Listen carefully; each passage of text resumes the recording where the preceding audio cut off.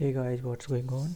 Welcome to Uncoder Commune. I am Subham. Today I am going to start with Arithmetic Operator in Hackerrank series.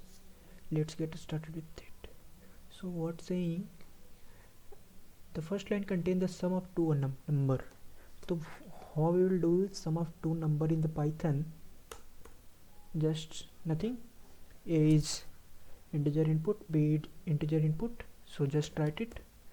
Print a plus b sum of two number, and then next line is the difference of the two numbers. If difference of the two number is print a minus b. Next line will contain, third line will contain the product of two number. Product of two number, just simply write the print a into b. That's it. Just run the code.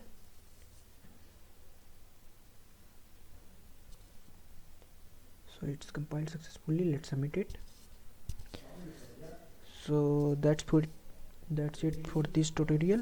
I hope you enjoyed it, and in next tutorial we will solve another Hackerrank problem. Why it's not get submitted yet? Yeah, that's it. Thank you.